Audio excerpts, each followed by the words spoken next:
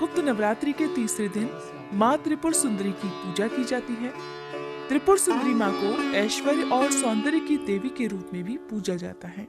विधि विधान से की गई पूजा से माँ त्रिपुर सुंदरी शीघ्र प्रसन्न होती है और अपने भक्तों को मनोवांछित फल देती है। उनमें सूर्य के समान तेज समाहित है। माँ त्रिपुर सुंदरी को पूजा करने के लिए पूजा करते समय कुछ विशेष मंत्रों का जाप करना चाहिए। ऐसा करने से अतिशीघ्र मनोकामनाएं पूर्ण हो जाती हैं। माँ अपने भक्तों के सभी कष्टों को दूर करती है और माँ की पूजा करने से आत्मिक बल, कीर्ति और यश में वृद्धि होती है। माँ त्रिपुर सुंदरी अनुपम सौंदर्य, अपने भक्तों को अभय प्रदान करने वाली, यौवन युक्त और तीनों लोकों में विराजमान है। उन्हें कई नामों से पुकारा जाता है।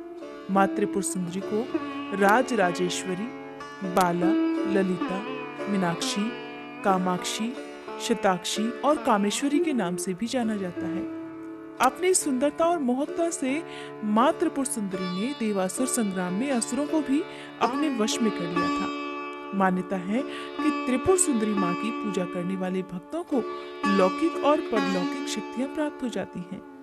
देवी पुराण में माँ के बारे में बहुत सारी शक्तियों की बात की गई है। ये सिर्फ तंत्र साधना के लिए ही नहीं बल्कि सुंदर रूप के लिए भी विख्यात है। आइए सुनते हैं माँ त्रिपुर सुंदरी की पौराणिक कथा।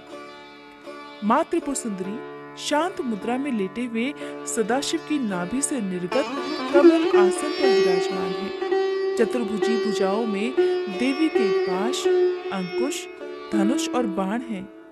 माँ त्रिपुर सुंदरी के आसन को ब्रह्मा, विष्णु, महेश और यमराज अपने मस्तक पर धारण करते हैं। देवी 3 नेत्रों से युक्त और अपने मस्तक पर अर्धचंद्र धारण करती हैं।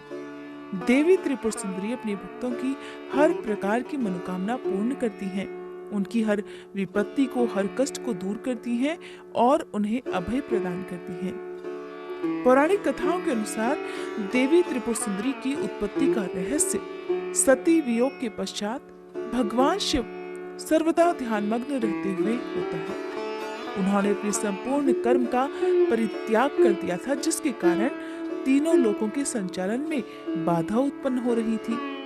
उधर तारकासुर ने ब्रह्मा जी से वरदान प्राप्त किया था कि उसकी मृत्यु केवल भगवान शिव के पुत्र द्वारा ही होगी। समस्त देवताओं ने भगवान शिव को ध्यान से जगाने के लिए कामदेव और उनकी पत्नी रति को कैलाश पर्वत पर भेज दिया। कामदेव ने कुसुमसर नामक मोहिनी वाण से भगवान शिव पर प्रहार किया, जिसके परिणाम स्वरूप भगवान शिव का ध्यान भंग हो गया। देखते ही देखते भगवान शिव के तीसरे नेत्र से उत्पन्न क्रोध अग्नि ने कामदेव को जलाकर भस्म कर डाला। कामदेव की पत्नी रति द्वारा अत्यंत दारुण विलाप करने पर भगवान शिव ने कामदेव को पुनः द्वापर युग में भगवान कृष्ण के पुत्र के रूप में जन्म धारण करने का वरदान दे दिया और वहां से अंतर्ध्यान हो गए। सभी देवताओं रति के जाने के पश्चात भगवान शिव के एक गण द्वारा कामदेव की भस्म से मूर्ति निर्मित की गई और उस निर्मित मूर्ति से एक पुरुष पैदा हुआ। उस पुरुष ने भगवान शिव की स्तुति की। इसके पश्चात भगवान शिव द्वारा उस पुरुष का नाम भांड रखा गया।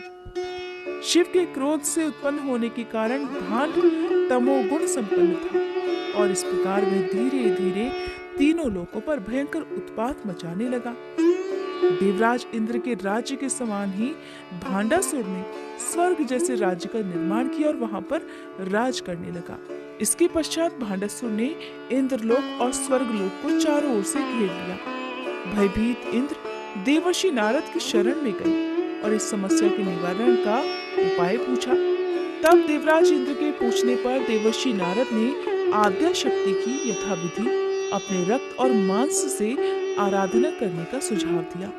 देवराज इंद्र ने देवी की आराधना की और तब देवी ने त्रिपुर सुंदरी रूप से प्रकट होकर भांडासुर का वध कर देवराज पर कृपा की और समस्त देवतागणों को भयमुक्त कर दिया। गुप्त नवरात्रि के तीसरे दिन माँ चंद्रघंटा की भी पूजा करनी चाहिए।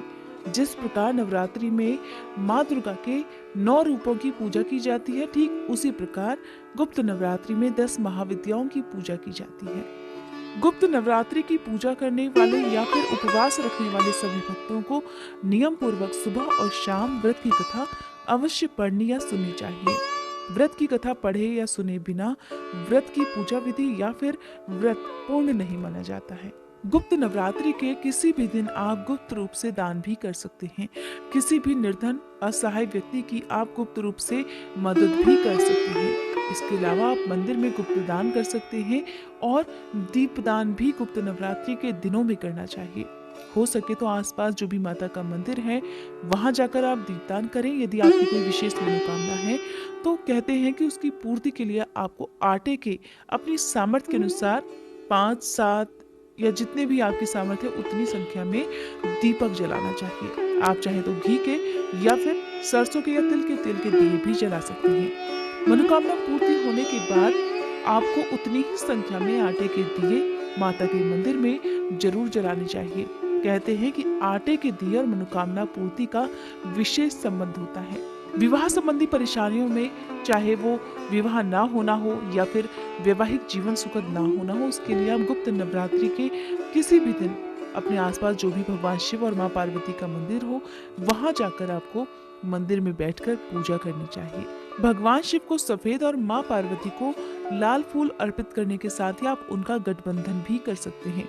एक मौली या कलावा जिसे कहते हैं, आप उसे लेकर जिस तरह से फेरों के लिए पति और पत्नी के बीच में कलावा बांधा जाता है या दुपट्टा बांधा जाता है, ठीक उसी तरह से आप भगवान शिव और माँ पार्वती का गठबंधन करके आपकी जो भी मनोकामना है उसकी पूर्ति के लिए आप प्रार्थना भी कर सकते हैं।